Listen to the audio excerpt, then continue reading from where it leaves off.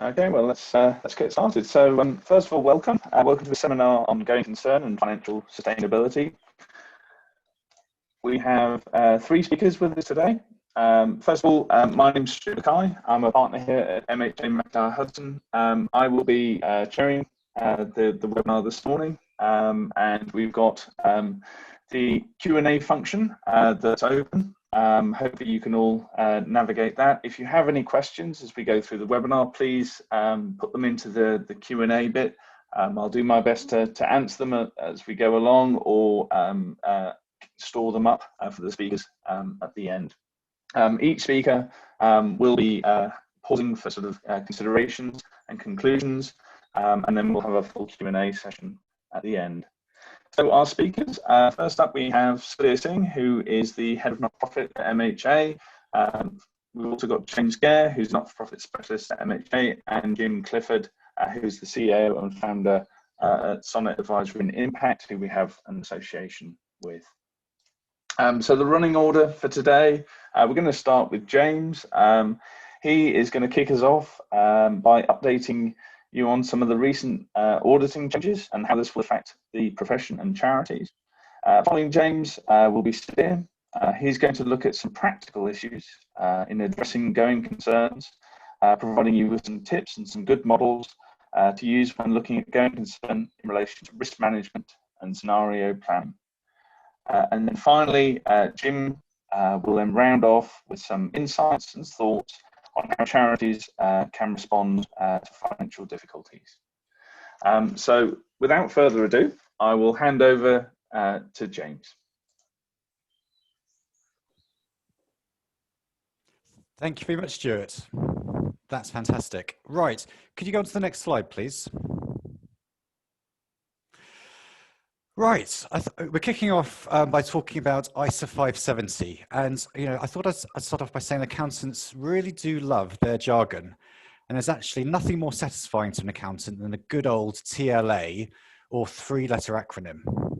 But unless you are or have been an auditor, it's unlikely that you will have come across an ISA before. Don't panic, this is simply shorthand for the International Standard on Auditing. ISA 570 is a relatively new standard that was released in September 2019. So you may be asking yourselves what an auditing standard has to do with you or your charity. Now, this particular ISA has arisen in response to several large and public insolvencies, such as Carillion, Thomas Cook, and British Home Stores. And as you might imagine, it is strongly steering auditors to be much more robust in challenging their clients in terms of going concern. I will come back to what this looks like a little bit later. Now, this auditing standard applies to, oh, sorry, Stu, you can go back. This auditing standard applies to all audited entities with a period beginning from 15th of December 2019 or later. So this effectively means that any charity with a 31st December 2020 year end or later is now under the new regime. Now, although the new audit regulations will only apply to charities who have a statutory audit, which is typically those with 1 million plus income, those small charities who are below the audit threshold are also likely to be seeing additional scrutiny in relation to going concern. There have been very clear guidance from the Charity Commission that going concern assessments for independent examinations will also need to be conducted with additional rigour. Next slide, please, Stu. So, against the backdrop of these increased regulations, the sector has clearly been experiencing a period of enormous uncertainty. The one thing accountants love even more than a three-letter acronym are figures and statistics, so I thought I'd share some pertinent figures with you. Now, in January 2021, the NCVO released a report entitled Respond, Recover, Reset, which aimed to record the impact of COVID lockdowns on the voluntary sector over the last couple of months of 2020. Over 400 charities were interviewed, and the results collated by the University of Sheffield and Nottingham Trent. Just over 25% of charities reported that their financial position deteriorated over the third lockdown. And the pie chart I'm showing you here shows how charities interviewed were thinking about their long-term viability. Now, as you can see in the bottom right-hand corner, a startling 7% were saying that it was likely or very likely that they would not be operating in 12 months' time. Next slide, please. So, as well as this 7% of charity, this massive 7% of charities predicting that they'll be closing their doors in 12 months, the same report indicated that 53% of charities had an increased demand of their services at the end of 2020, which was maintaining a pre-existing trend throughout the pandemic. While it is still unclear how well this represents the financial situation of the whole sector, it is a very strong indicator that many charities will have to carefully assess their financial resilience to determine whether the going concern assertion is still appropriate. And they will be balancing how to manage rising demand against a potentially challenging economic background. My personal perception as an auditor is that in some ways, the various schemes of government support have allowed some charities who were in trouble before the pandemic to kick the can down the road, and that the issues are likely to come home to roost in the next 12 to 24 months. Next slide. So there's very much a double whammy here.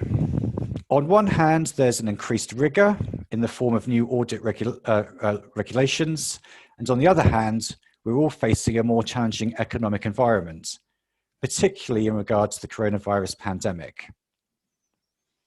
The next 12 months undoubtedly, sorry, Stu, could go back. The next 12 months undoubtedly holds significant additional uncertainty within the economy, added to which charities are broadly speaking seeing an increased demand for their services. This is all set against the backdrop of a decrease in income. It's therefore extremely likely that one way or another, the auditors are going to be challenging their clients more than previously in relation to these uncertain times. Now, one factor at play is that auditors will be wanting management to fully document the impact of the pandemic on their organisations. Some factors that entities may want to consider prior to the audit might include the following questions. What impact are lockdown measures having on demand for the charity's services? What impact are lockdown measures having on the charity's ability to raise funds or deliver services? Have staff been able to work remotely? Have any restrictions been imposed which have reduced or suspended activities? Are there additional costs to account for as a result of the pandemic? For example, increased costs and supplies, redundancy costs, and restart costs once the crisis is over. For instance, I can think of one international training charity I work with who's needed to invest significantly in IT infrastructure to be able to deliver training and conferences remotely. Now, if the lockdown is having a significant impact, how long can the entity survive? And will the charity's insurance policies cover any of these losses arising from the coronavirus? Great, next slide, please, Stu. Good, so bearing all that in mind, I think it's useful to have a think about what auditors have always needed to consider. And I mean, the rules have always been set up in such a way that auditors need to think of a month of at least 12 months from the date the auditor report is signed. And basically, there are three options here. Now, the one on the bottom of this chart, you come to the conclusion that the organisation is not a going concern, is actually relatively rare in my experience. And this is usually comes about when the trustees have made a very clear decision to wind up the organisation, or where it's really obvious that there's just no reasonable chance the organisation can continue. So in my experience, auditors are therefore more often deciding between the top two options, between whether there exists a material uncertainty regarding the going concern position or not. In situations where there is a material uncertainty, there is a reporting requirement for management to disclose this in the accounts, and for auditors to draw attention to this in the audit report. Now, as I will describe shortly, there are increased reporting requirements, putting a greater emphasis on the auditor to make positive statements where no material uncertainty exists, as well as more organisations probably ending up with amended reports which refer to potential problems. Next slide. So what else has changed here? Well, the first thing is that, without a doubt, there is going to be more challenge. And this is the principal change in the regulations. There's a very explicit directive for auditors to more robustly challenge management's assessment of going concern. Now, this includes, but it's not limited to, things like challenging the supporting evidence, including assumptions and uncertainty within budgets and forecasts. But this also includes things like considering and evaluating the risk of management bias or the neutrality in management when preparing the information. Now, to some extent, these are matters auditors should have been considering for a while now. However, the necessity to fully document this challenge is more explicit and will require additional time and energy impacting the audit approach. Another major change is the stand back requirement. Now, this requires auditors to stop and consider all the evidence obtained before reaching their conclusions, often weighing up evidence which both supports and potentially challenges the going concern position. This part of the process needs to be fully documented and is likely to encourage auditors to revisit potential areas of doubt before finally signing off. Now, I'm wondering if this step alone is going to encourage more auditors to end up outlining material uncertainties in their reports. And finally, there is this requirement for increased reporting. So, as I mentioned previously, where there is no material uncertainty in relation to going concern, the audit report will include a statement that the auditor has not identified a material uncertainty that may cast doubt on the entity's ability to continue as a going concern for a period not less than 12 months. It will also include a conclusion that management's use of the going concern basis of accounting in preparation of the entity's financial statements is appropriate. And for public interest entities, listed entities, and those applying corporate governance code, further disclosure requirements on how this assessment has been evaluated will have to be included.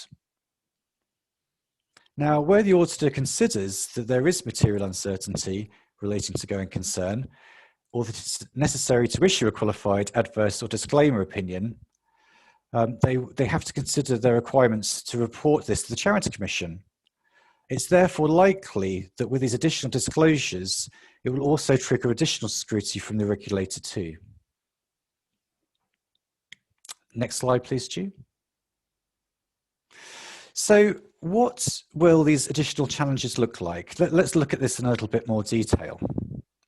The first point is that there is a very descriptive requirement for auditors to demonstrate how they've challenged management's assessment of going concern. And this does include a thorough review of assumptions used, understanding fully the risk and impact of those estimates being incorrect. These assumptions then need to be compared to the auditor's knowledge of the business and the wider economy. So in sort of trying to understand what those assumptions are and get a fuller idea of their impact, undoubtedly auditors are going to be drilling down much more significantly into budgets, forecasts and cash flows to try and understand how those assumptions impact the overall financial viability of the organisation. It's far less likely that auditors will simply accept a budget on the basis that it looks reasonable compared to prior periods. The emphasis on auditors would be to act more like bloodhounds, looking for the riskier areas and considering those much more closely. Now, I would argue that probably the riskier areas for most charities will tend to focus on areas of unsecured income. So, income streams which are very lumpy, like legacies or investment gains, or, clearly aspirational income, such as unsecured fundraising targets, will almost certainly be the area of most focus and challenge. Now, I think Sadir will probably talk about this a little bit more detail later, but I think scenario planning is a really important part of this equation. I often feel that, with my clients, one thing I try and encourage them to do is to prepare a budget or cash flow on a worst case or a doomsday scenario, where this sort of unsecured income is presumed not to be forthcoming, or at least significantly worse than in previous periods. Why do I ask my clients to do this? Well, it's not just that I am unduly pessimistic, but I think if you can prove to yourself that the organisation can, has got the ability to cut its cloth in that, cold and windy day where, income isn't forthcoming, or absorb those losses through excess reserves, then this provides a lot of additional assurance to trustees that the organisation is able to weather the financial uncertainty. And actually, when my clients sort of do these scenario plans, often the trustees feel very much more secured at the end of the process, knowing they can weather sort of the worst case scenario. Another aspect of this is documentation. So even if it is the case that your organisation is really on top of this kind of thing and does lots of scenario planning and really challenges the assumptions in its budgets, there will be an additional requirement to make sure this is fully documented, both by management and the auditors respectively. And as previously mentioned, auditors have always been required to consider a period of 12 months from the date of signing the audit report. However, in the past, the auditors were able to rely on management's assessment of a shorter period and extrapolate, over the area of time which hadn't been covered to try and make their assessment of going concern. And actually, moving forward, the auditors are going to be required to ask management to formally extend its period of review. So all in all, that's quite a lot of extra stuff. Next slide, please, G. So, as I explained, each organisation is going to be different and will experience this in a different way. And the extent of these additional tests and work will reflect a number of factors. It will reflect the size and complexity of the organisation, its income streams, and its approach to reserves, as well as the individual risks it's facing. For organisations who have been following best practice, the impact is not likely to be as significant as those who have historically taken a more laissez-faire approach to their going concern assessment. However, it is my expectation that all organisations are likely to feel some degree of additional scrutiny in the next 12 months, and I think it would be sensible to budget for additional management time as well as additional auditors' costs as appropriate. Okay, next slide, please, Stu. Now, interestingly, the changes to the ISAs have occurred coterminously with the Brighton Review. Now, if you haven't heard of the Brighton View, this is an independent inquiry which was commissioned into the effectiveness and quality of the audit process. Now, although this was predominantly focused on public interest entities, there were a number of recommendations which may yield further changes in the future. For instance, one of the key recommendations from the report was that there's an expectation that maybe directors should be developing a resilience statement in their financial statements. And this resilience statement, which build on the going concern statements in the accounts and sort of create transparency regarding the financial resilience within an organisation. Furthermore, it is anticipated that by 2023, there will be further changes afoot with a newly appointed audit regulator, AGRA, as another acronym for us, which stands for Audit, Reporting and Governance Authority. And as I said, it's expected to be fully functional by 2023. And I would say it's, undoubtedly they'll be wanting to put their own mark on things. So, although we have this step change now, I think we also need to be girded that there's more on the horizon. Next slide. So I think overall, all these changes we're seeing should be welcomed. I think it is a positive thing that organisations and auditors are being asked to really sort of challenge and understand and be more transparent regarding viability. And I think this, in the long run, can only be beneficial for the sector. That said, I think all organisations do need to be girded for the additional time and costs involved, and potentially be prepared to accept additional disclosures in their accounts where a material uncertainty exists. So that's great. So that's my presentation on ISA 570. Are we going straight to the next speaker, Stu? Yes, that'd be great. Thanks. So with no further ado, I'd like to hand over to Sadir, who's going to talk about future sustainability. Thank you very much, James. Ladies and gentlemen, delighted to be joining you this morning. Thank you, first of all, to James for providing a really good understanding of the fundamentals and why going concern is of such importance just at the moment because of ISA 570 and other factors. So what I'm now going to do is think about what charities should be considering regarding future financial sustainability. And I'm going to provide you with a few ideas of good practice in terms of financial management and governance. Should we go to the next slide, Stuart? Thank you. So James talked about this double whammy, charities that may already be facing financial difficulties, as well as the issue that all charities need to have a practical response to the new requirements of ISA 570 revised. And he talked about the potential for more qualified or modified audit reports in 2021, which certainly I think could be the case if charities are unable to provide auditors with what they are now required to consider. I also think it's important for us to think about the post-COVID situation and if there are lessons for financial governance that we could all learn, not only for those charities that have weak financial positions. And as Stuart said, this is going to be very much a practical presentation, not technical, but I will seek to clarify a few of the technical terms that are referred to when looking at going concern. And I'm aware that the audience doesn't include only accountants, so I'm going to use some visual models and presentations that I hope will help you understand some of the issues we need to think about. Next slide. Thank you. So as James has already said, the current state of the sector is quite wide, a spectrum of experiences between the have-nots through to the have-lots. But I think it's fair to say, from what we've seen from James's presentation, going concern is now going to be an issue for all of us. So the next slide then, Stuart, thinking about how we then respond. Well, we've seen there are quite a number of practical issues that the sector is having to address. This slide just highlights 5 of those practical issues.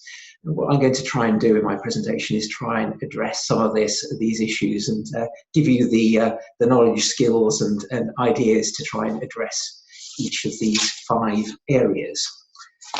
So let's go to the next slide and start thinking about the issue of going concern. So when we're thinking about going concern, we often think of it in 3 dimensions. We'll think about solvency, we'll think about liquidity, and as James has just talked about, we'll think about resilience or viability. Now, of course, the starting point is always solvency, and that's something that most of us can understand reasonably clearly. Being solvent means having positive assets. So it's a matter of looking at your balance sheet, comparing the net assets you have with the liabilities you have, and hopefully that's a positive number sitting on your balance sheet. But it's not as simple as that. Going concern isn't just about solvency, because charities that have negative net assets, more liabilities than assets, can sometimes be fine. They can be a going concern because some of those assets, those liabilities can be long-term ones.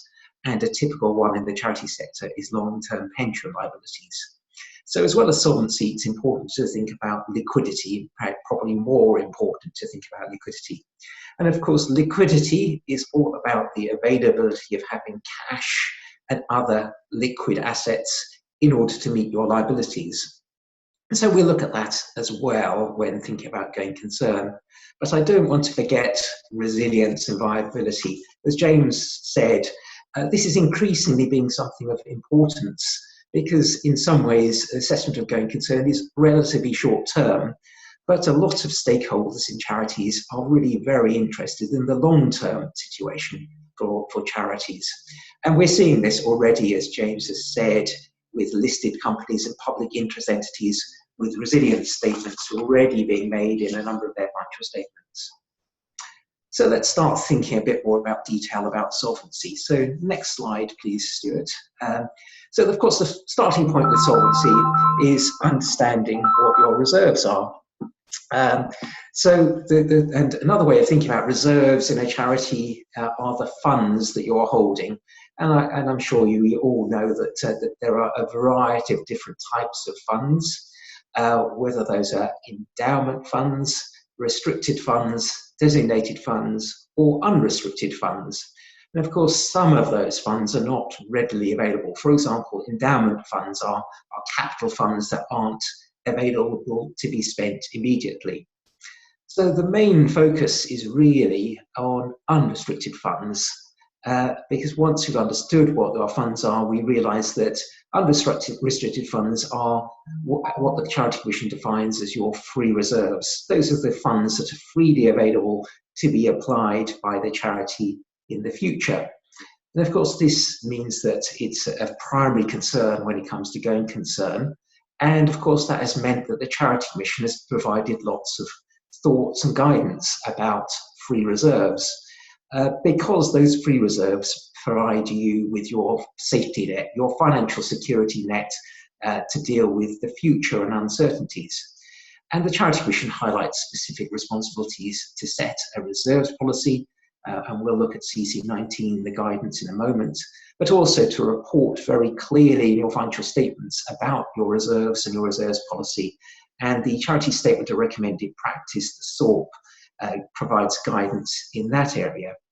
So let's think about reserves policies and think, can reserves policies help us demonstrate going concern? So next slide then, please, Stuart. So thinking about reserves policies and going concern. So why do charities have reserves policies? In other words, a policy that determines a level of free reserves that the charity deems is appropriate or necessary for the future, for that for whatever reasons, typically for security purposes. And therefore, a reserves policy is very much tied in with prudent financial management, which is obviously a key responsibility for management and trustees. And so, not surprising, the Charity Commission has been issuing guidance in this area for a long time. I think over 20 years, I remember guidance has been provided. But the latest guidance, CC19 from the Charity Commission, is entitled Charity Reserves Building Resilience. And this is helpful. It is good guidance. And it's good that the latest guidance does have reference to going concern, because it makes explicit reference to having reserves sufficient for winding up, or as the Charity Commission calls it, the risks of unplanned closure. So we can see that reserves policies can be helpful when thinking about future uncertainties and going concern. But how have we seen reserves policies over the period of the COVID pandemic? What have we learned? Have reserves policies actually been proven to be appropriate for our charities? Now let's just remind ourselves that CC19 says that charities very simply need to explain and justify their reserves. In other words, explain what reserves they hold, and then justify the level of reserves they want to hold going forward. And typically, the reason for justifying them is because it's to cater for that future uncertainty, for a rainy day when financial risks may come to bear. And so the reason for having the reserves tends to be because of three lines of defence for the charity: to have working capital, to deal with that financial risk management, but also to set aside funds for future development. I think it's a good time to step back and think about your reserves policy. Has it been helpful when thinking about the future? And what has your experience been over the last year or so, in light of the experience of the risks you faced and how those risks have been mitigated? So I certainly think it's an issue that we need to think about in terms of appropriateness. It's very much what I think about as a Goldilocks moment. Think about your reserves policy levels. Have they proven to be too low? Have they been proven to be too high? Or have you found they were just right? Has your reserves policy proven to be actually really helpful when thinking about future uncertainties and going concern? But I do need to put a little bit of caveats here, because the thing about going concern is that it's in reserves policies is it really addresses the issue of free reserves, but not necessarily about all reserves. And going concern requires you to think about all your reserves, including your restricted funds. For example, if you employ a member of staff, that financial obligation to pay that member of staff may not be funded entirely by unrestricted funds, but may well be funded by restricted funding as well. So certainly look at your reserves policy, but think about the wider implication of all funds and make sure that your forecasts consider that fund accounting issues. So let's move on. Next slide. I wanted to build a little model for you to think about, and this is some of my visuals. And I'm going to use this model to explore some of the terminology that we need to address when thinking about going concern. And the first thing to think about is that the period that we need to be looking at. And James talked about the period of at least 12 months. Now, that 12 months is called the foreseeable future. And that's the minimum period that we need to be thinking about when we're considering going concern.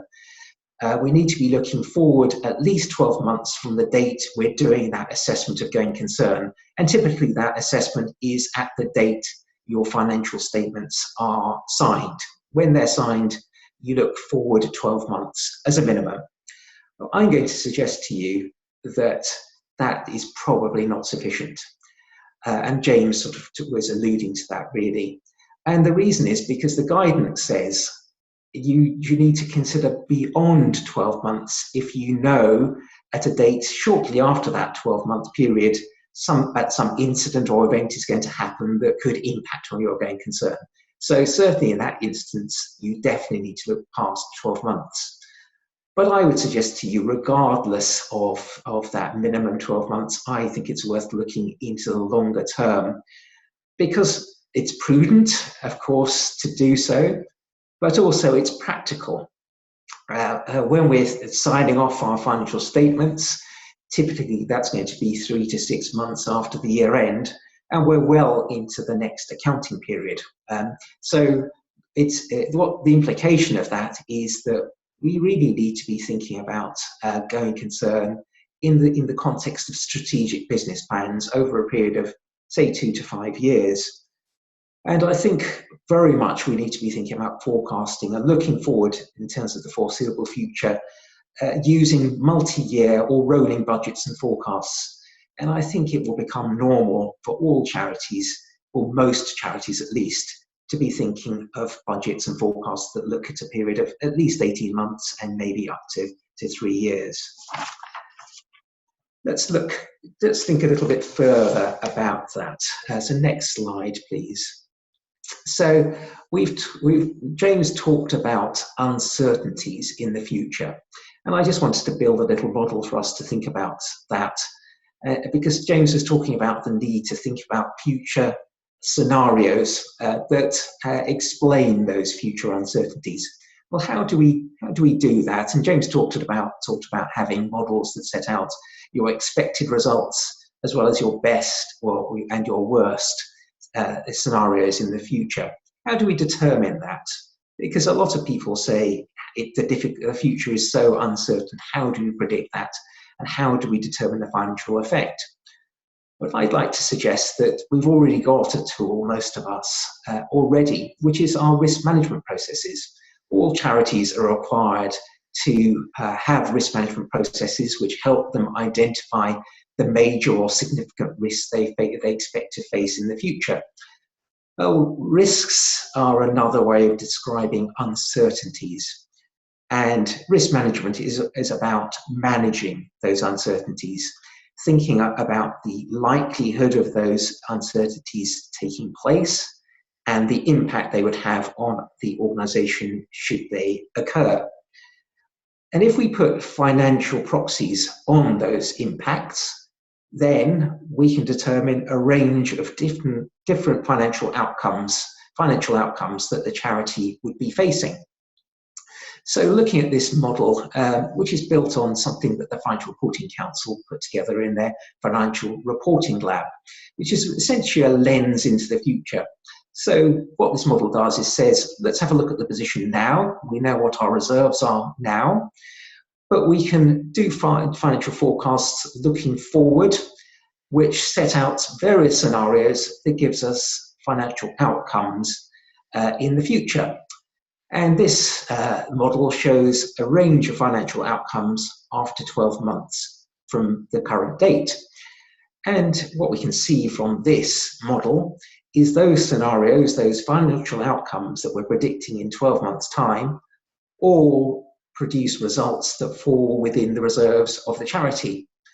Now, that would give us a lot of comfort that regardless of whichever outcome is predicted, we will be sure that the charity remains a going concern. And that's a good way of using scenario planning to support going concern conclusions. And I'd suggest actually it's a good way of thinking about your reserves policies. Let's look at a different aspect of uncertainties, material uncertainties. So next slide, please. Thank you. Now, if we identify material uncertainties, as James has mentioned in his presentation, that has quite a lot of significance. But what are material uncertainties? Well, the definition of material uncertainty would be an uncertain future event or circumstance that would question the going concern of the organisation. So how do we think about this?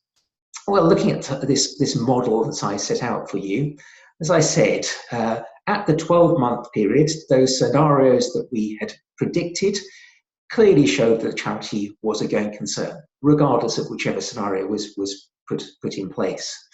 However, in our longer term forecasts, we can see that there are scenarios where the end financial outcomes are outside the level of reserves held by the charity. In fact, there's one scenario that creates a result where the reserves are insufficient to deal with that scenario.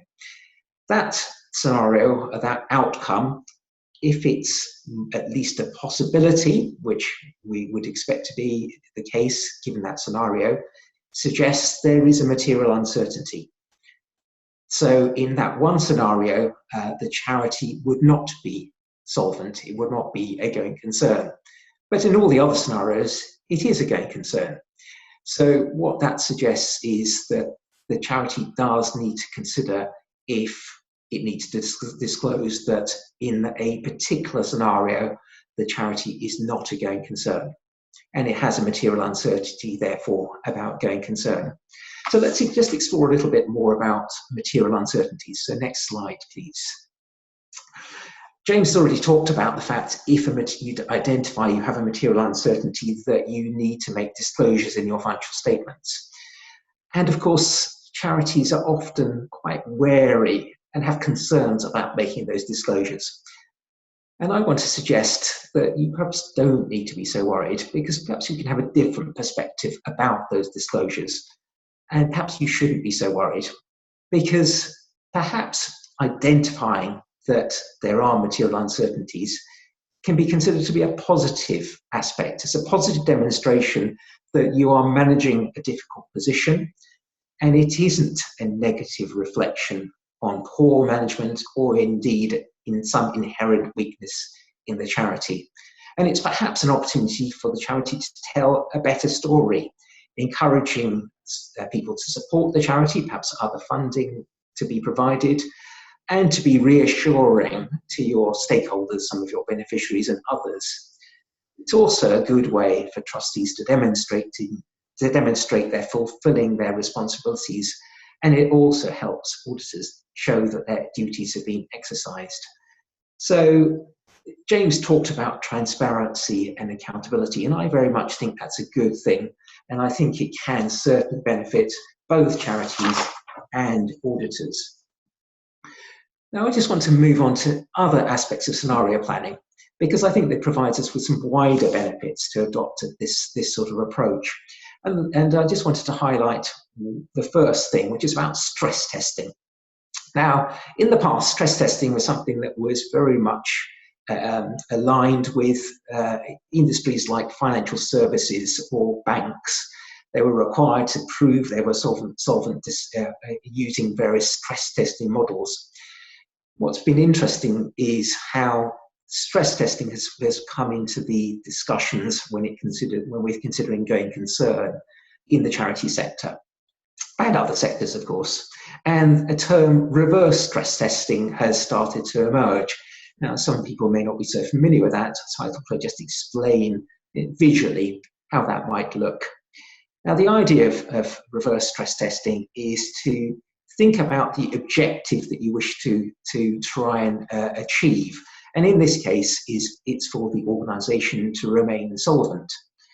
Now, in this model, we can look at the various scenarios and compare them with our reserves, and we can identify the point at which in the scenario which would create an insolvent position for the charity, and we can see that circled on the diagram. That's the reverse stress testing point, the scenario in which the charity becomes insolvent.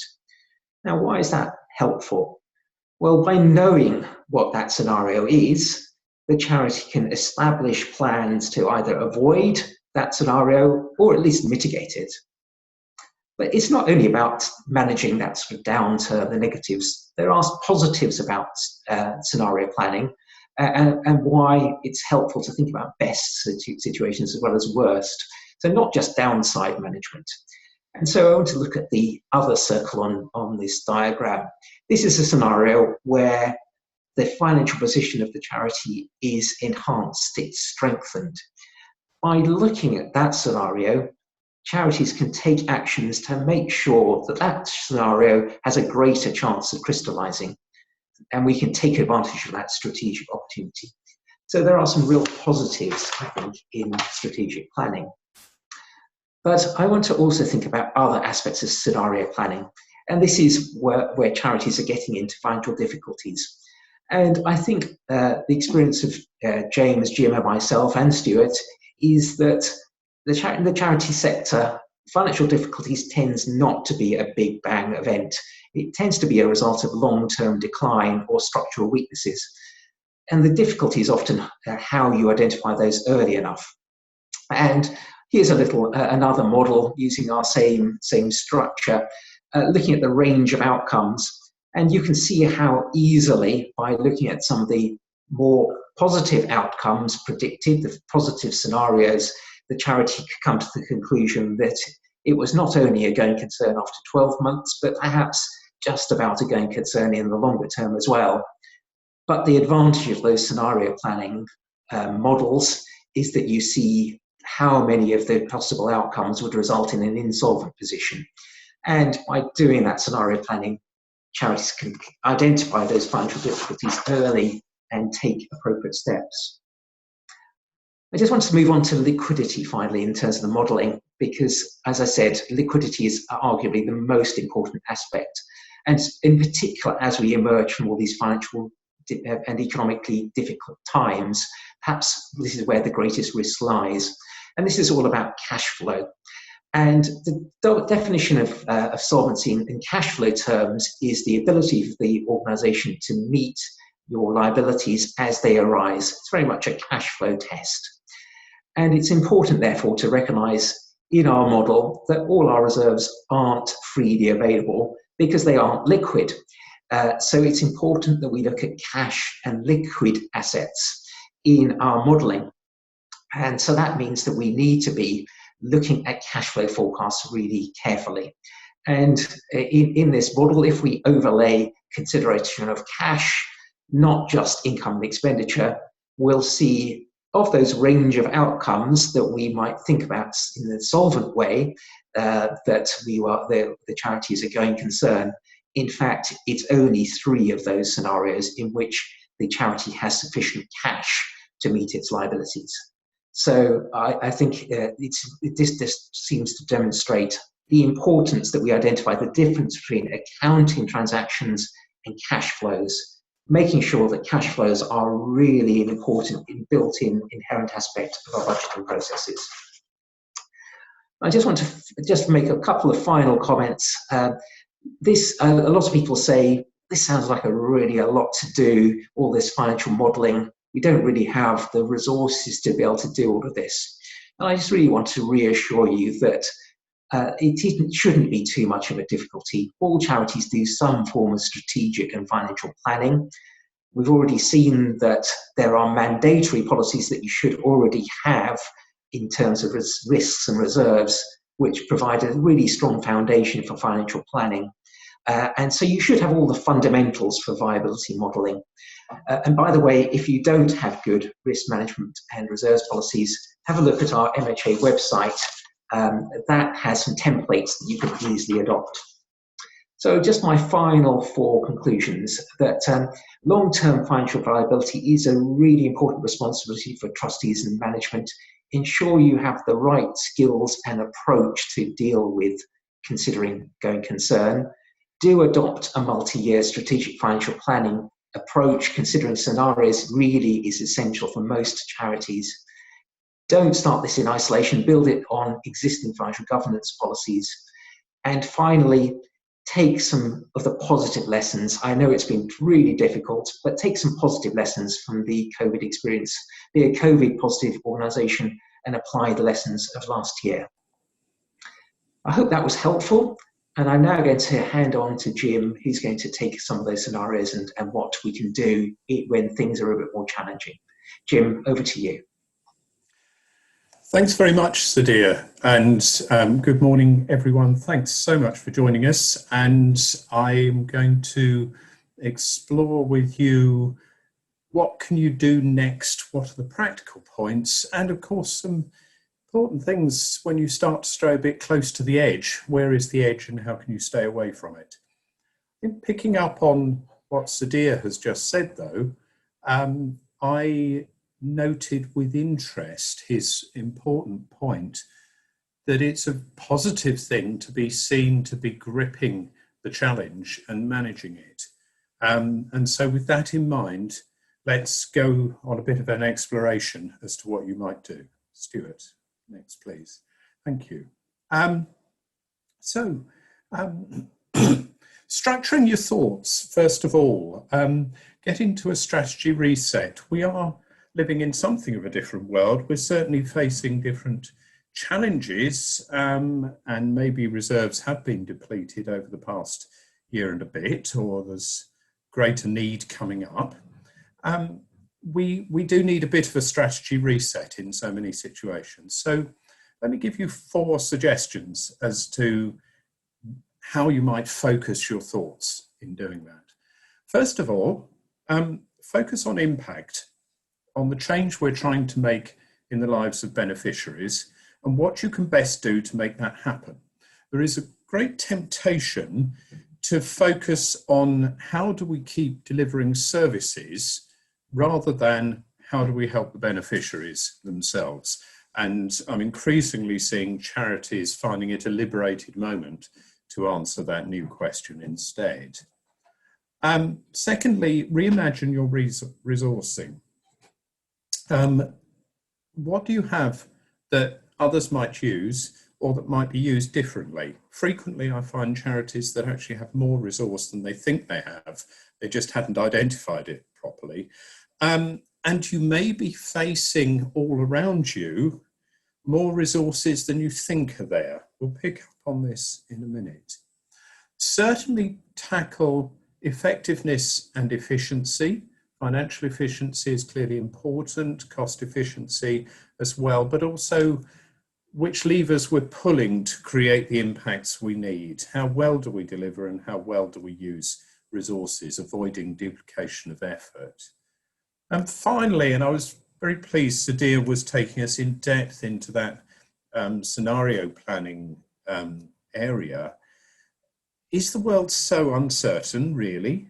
I'm hearing from some charities, yes, but everything is so uncertain. Back a bit, please, Stuart, nearly there.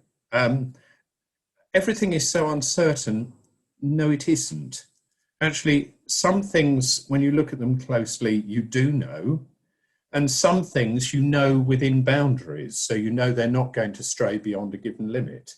That gives you a whole area of certainty, actually. Then there are a few areas that are truly uncertain, but even those, if you start to unpick them, you can often discover that you can bring some certainty to them. And the art in this is to plan your organisation forward to work whether the uncertainties, the truly uncertain uncertainties, are at one extreme or the other. Okay, Stuart, now we'll go. So I mentioned staying away from the edges. So some thoughts on that. Once you get into that world of insolvency where you can't pay your debts as they fall due, you've run out of cash flow, you haven't got enough assets to meet creditors' claims, essentially you're working with creditors' money and not the charities.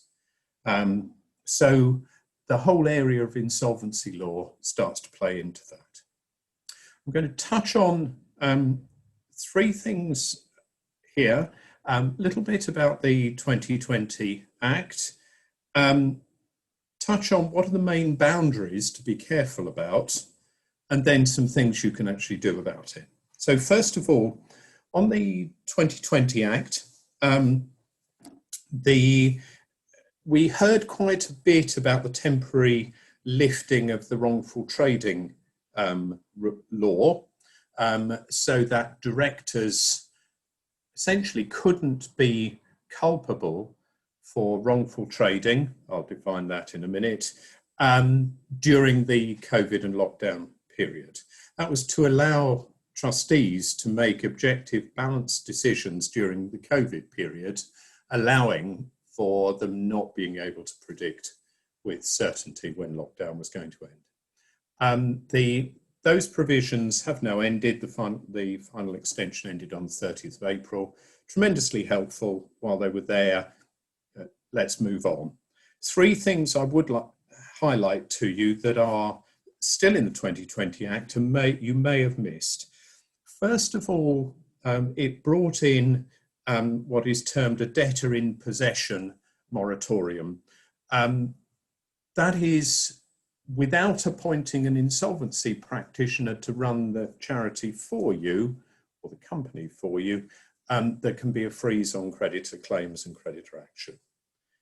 Tremendously useful, really good thing. It gives initially a 20-day standstill, and an insolvency practitioner is put in place not to run the whole show, which I'm afraid becomes quite expensive, but as monitor, just to check that creditors' interests are not being damaged.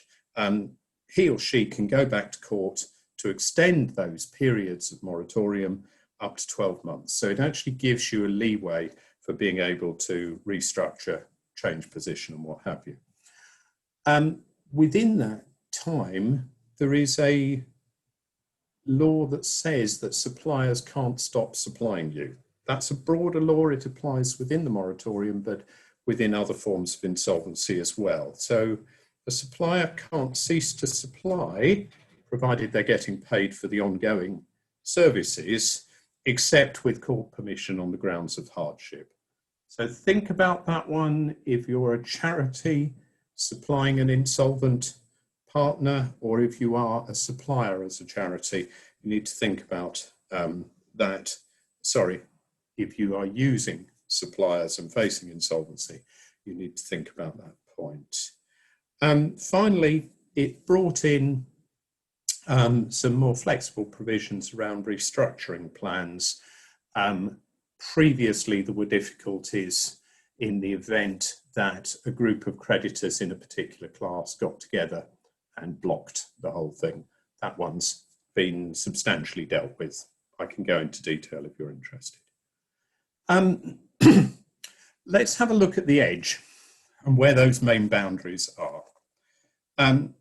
Reminder of law that's been in place for some long while. Wrongful trading, very simple, don't continue to incur credit payroll, keeping people on is credit as well, when you knew or ought to have known that there was no reasonable prospect of avoiding insolvency.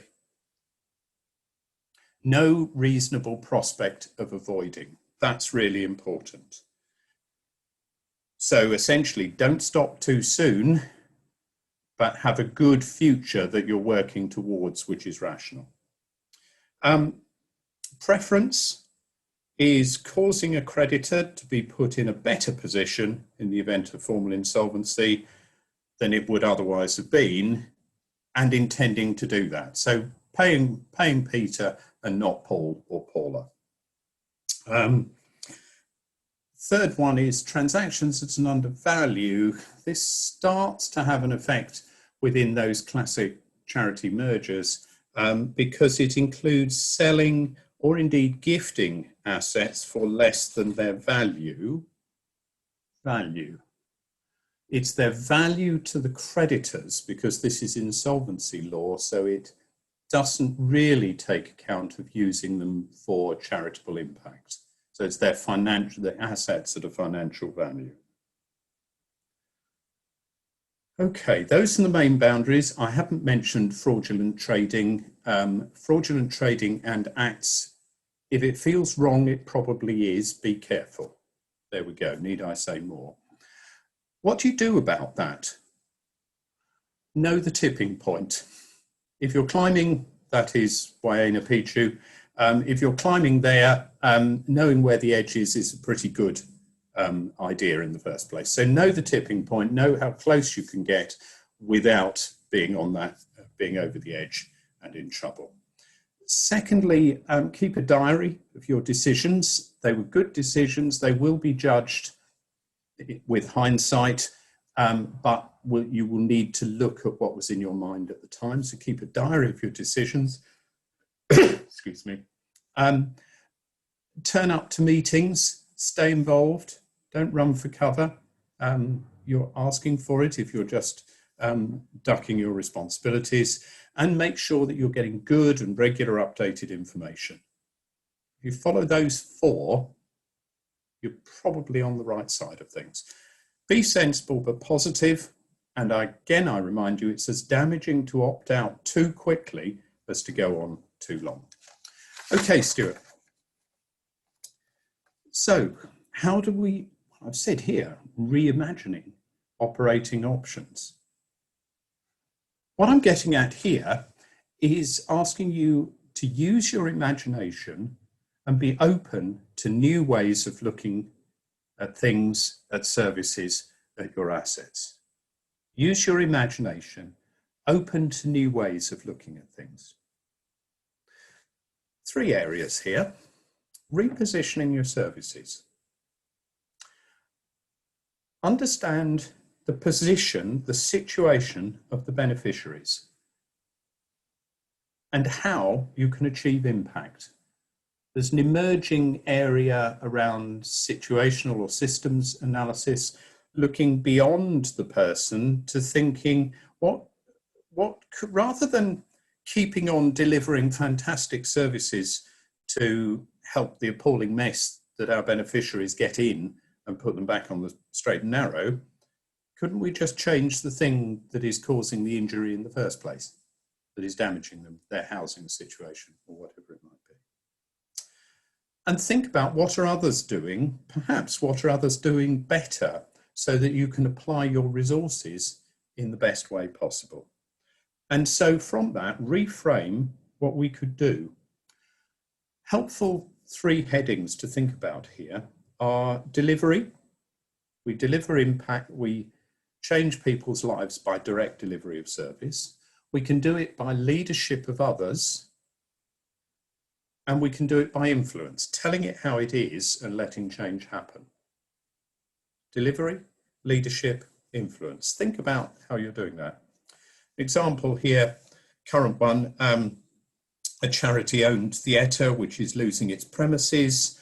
It's now looking at the options of either operating as a pop-up elsewhere, or more likely enhancing its work and that of another arts venue by going in with it and appearing on their premises as the reopening of theatres starts.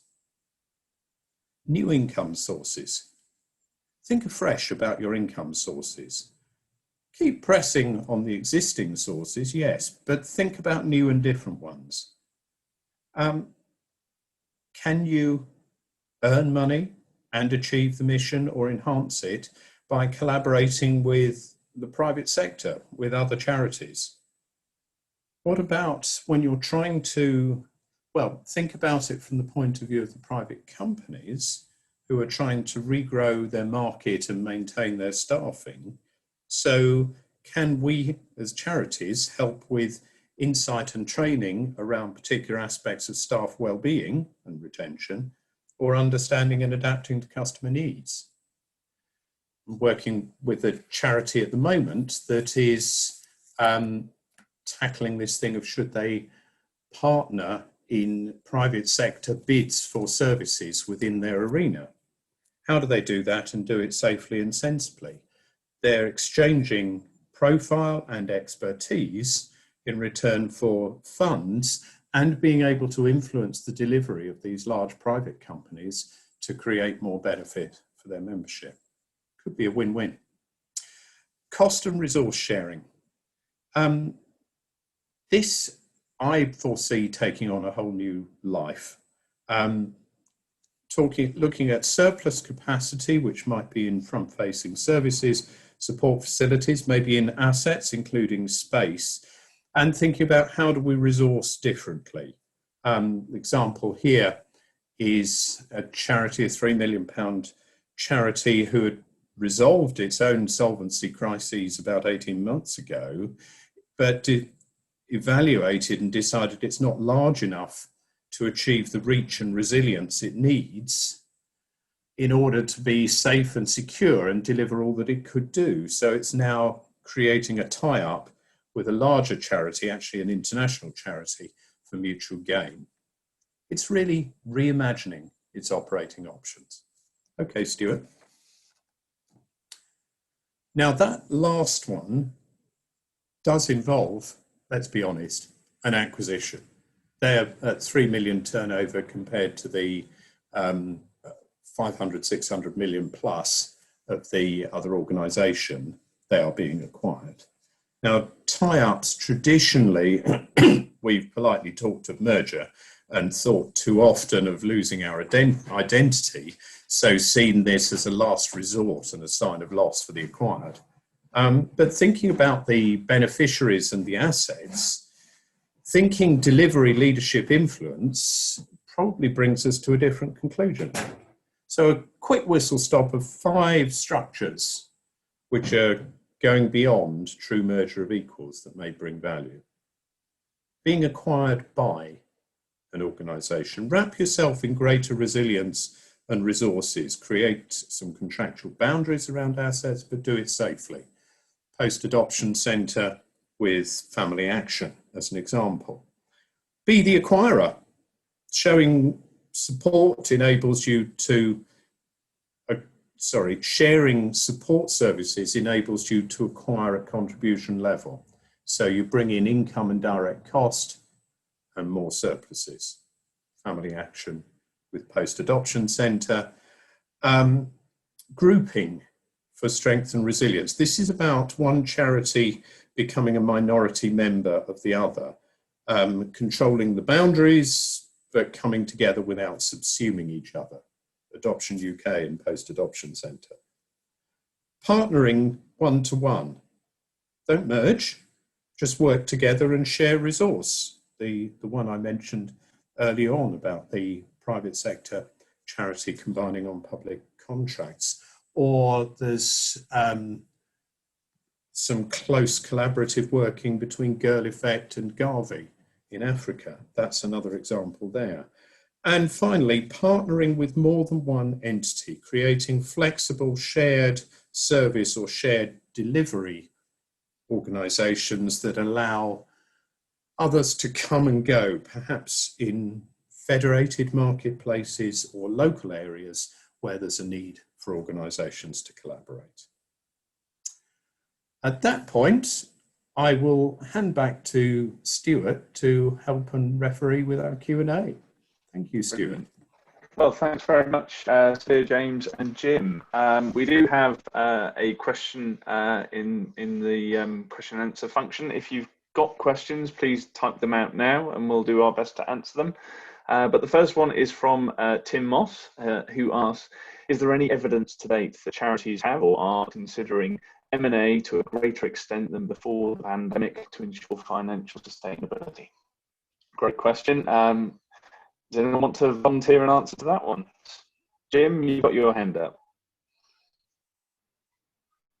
I'm seeing that gradually emerging. Yes, I am seeing charities that hadn't considered it before, and charities coming forward with a question about M&A where they used to think before about, they used to come forward because they'd found a merger partner and they wanted to effect a transaction. So thinking about it more as a strategic option, I am also seeing more charities coming forward looking at things as acquirers or as partnerships and some of those other structures. So yes, growing. Fantastic. Okay. We've got another question in from Brian. What advice do you have for trustees in tracking going concern during the course of the year? Key performance indicators to test? Question mark. Sudhir, do you want to start on?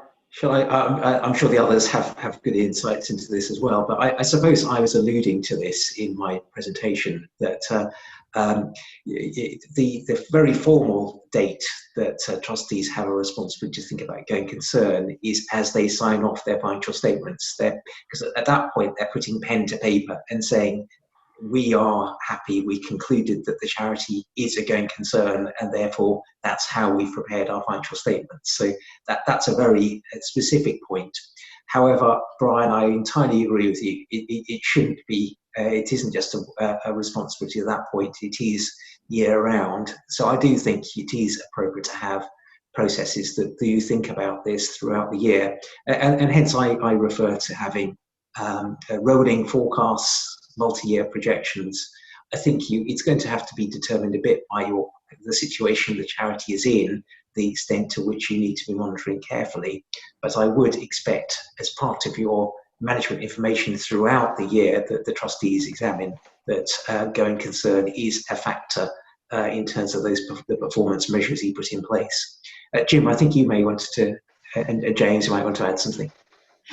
Yeah, totally agree with what you just said, Sudhir. Two that I would particularly add in addition to that is our achieved impact and service user feedback.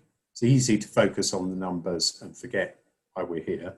And the other one is communications and the extent to which you're heads up and communicating with your regular partners. It's easy to get your nose to the grindstone and then forget that charities live by communication and working with others. So two key KPIs.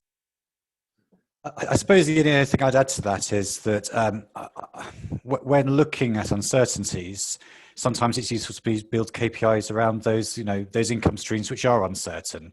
So, if you have got unsecured fundraising targets in your budget, actually being able to track where those are going and where they're likely to end up at the year end is really important. So, yeah, linking the KPIs to the risky areas is really good. Really good point. Before we move on to the next question, I keep forgetting to remind you of this. After this presentation, we will email you a copy of the slides, and the webinar is being recorded and will be available on our website in a couple of days' time. So if any of you who missed the beginning or wants to go over any part of the presentation, you'll be able to do so. Now, we've got another great question from Russ. I quite like this one. It's a little cause and effect one, but Russ asks, what would you say to trustees who are reluctant to have a material and uncertainty statement within their audit report, as they might believe that it will preclude them from public sector contracts and essentially bring about the downfall of the organisation? Shall I make a start on that as well? I suppose, can Russ, I entirely understand the concern, which is why I sort of refer to that that we obviously have seen that often. The trustees are a little bit concerned about making such statements, essentially saying it's guaranteeing a future failure if you did make that sort of disclosure. You're a hostage to future fortune. So I do understand the concern. I suppose I could turn it around and say really important for trustees to recognise they have responsibilities in terms of accountability and transparency. So, first thing to say is that looking down the road, should the charity unfortunately face financial difficulties and fail, it is quite inevitable that people will look back and say, were there appropriate disclosures made about those uncertainties? Were the trustees fulfilling their responsibilities for accountability? So I just be careful because of that. And I know Jim will have probably an observation to make in relation to perhaps a kids company. Perhaps that might be an interesting observation. But I'd say that you may not have much leeway, because if once you've identified the material uncertainty exists using your scenario planning, I think it is appropriate to make those disclosures. I think the skill is thinking about how you make those disclosures. So there is no specific requirement as to how you disclose that material uncertainty. And I would just be very careful and demonstrate what that uncertainty is, how it's being managed, and it is possible, therefore, to put a positive gloss on the existence of those material uncertainties, and that's what I was trying to allude to. So I'd say think about the positives in that reporting. But Jim, you may have some observations, as I said, about from your viewpoint, from your experiences. I think very much endorsing what you're saying. If there really is a material uncertainty, it's not just a greater virtue. It is essential that you recognise that and are really a grown up about it. And if that means that some short-sighted procurement takes a dim view of that because of theoretical benchmark, I'm sorry, that is collateral damage, and that's really hard to deal with. I do very firmly agree with Sadia, though. Disclosure and explanation and explaining what you're doing about it is both a positive defence, but it's also a very positive status of where the charity is going in the future. And I am seeing charities that are opening and having those conversations are then actually finding potential collaboration partners or acquisition partners for M&A work that wouldn't otherwise have come to the surface because they wouldn't have started the conversation. I'd probably just add, if I may, just that if those material uncertainties exist, as James has highlighted, auditors now have an obligation to themselves in the audit report identify the existence of material uncertainties if they come to that conclusion. So it's much better that trustees take responsibility actively and take the lead rather than it being led by your auditors, I'd suggest. I think if I can just add one point to that, which I have seen going on recently, and that is the importance of clarifying what the uncertainty really is. I said about that sort of, whoa, it's also uncertain reaction, and often it's a much narrower, more defined uncertainty. I would hazard a guess that your auditor is never going to object if you clarify in a rational way exactly what the uncertainty is and explain how it functions and what you're doing about it. That is narrowing the area of uncertainty and so reducing the potential collateral damage in the way that you were suggesting, Russ. Okay, brilliant. I think we've got time for one more. Tim asks, with regard to closer collaboration with the private sector, could you explore a bit the additional risks that might arise? Shall I take that, Stu? Yeah, go for it. It was my idea, my point in the first place, and I'm seeing it happening. Potential risks are certainly financial, that you start an arrangement with somebody and they don't pay. Even greater, and looking back at the experience of various charities who participated in the privatisation of the probation service several years back, there is the risk that you're used as bid candy, and that the private sector organisation doesn't actually give you any income or any scope for work in the future. Very important that you pin down at an early stage what is the scope of this work that's going to be done, how you're going to be used, and some boundaries around what you're going to give and what you're going to get from it. There are reputational risks around it. Fraternising with the private sector per se, I wouldn't have said is a reputational risk for most charities. They do live in the real world. However, sidling up to or supporting a private sector organisation that is overtly damaging your beneficiary group in another field of its operation is just somewhere not to go. So a critical review of that and the real world within which things are working is important. I would say key bits are, is the deal worth it from your point of view? Is the collateral damage, loss of resource or reputation, that is going to outweigh the benefits? And are they going to live up to the deal? Are they going to be honest and fair and supportive of you? I would probably just add to that obviously charities do enjoy, tax exemptions of various kinds, and there can sometimes be complexities when they dovetail to the commercial sector.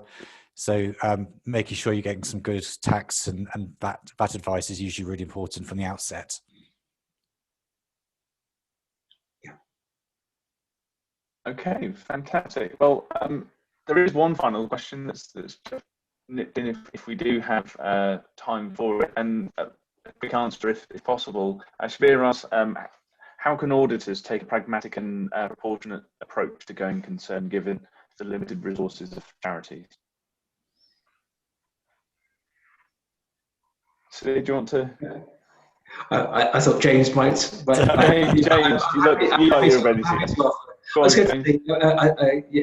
James, do you want to? Or I'm happy. Yeah, no, it is. I think it's a really good question, and it's a perennial problem in so much that actually the auditing standards are designed for much larger entities. So, as we know, the audit thresholds in the UK for commercial entities, it's plus 10 million turnover, and because you get caught at 1 million, we're very often having to try and sort of work out how to pragmatically apply these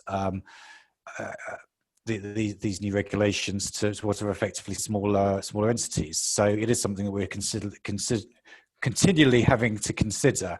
Now, in this approach, I think, it is really, the fact that they're simpler entities will hopefully mean that you'll have an easier exercise, and there'll be less assumptions in the budgets to review.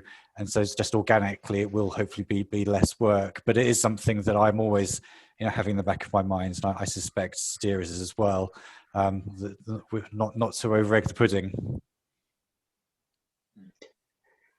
Yeah, I think auditors will be proportionate if it's really clear that there isn't a concern about the future viability of the charity. Then that conclusion can be reached fairly easily. But if there are considerable uncertainties, I think that both the there is a mutual benefit here. Both trustees and the charities auditors will both want to get assurance about the future going concern assumptions. So I don't think interests are not. I think they will be aligned. In that scenario, so I think charities and their auditors should be able to work together effectively and get that positive result. Fantastic. Okay, well, just a few little bits. Thank you very much to Jim, James, and Shabir. Fantastic webinar. There are future webinars to come. In July, we're having one on governance, and in October there's one on impact. There's also, we run a monthly newsletter called e-news. If you'd like to subscribe to that, that contains details from around the sector, nice snippets and updates. If you'd like to subscribe to e-news, please just drop us your email and we'll put you on the distribution list. So many thanks for attending. Sudhir, do you want to say That's fine. any further? No, fantastic. Okay, well, thanks very much for joining us. Hope to see you next time.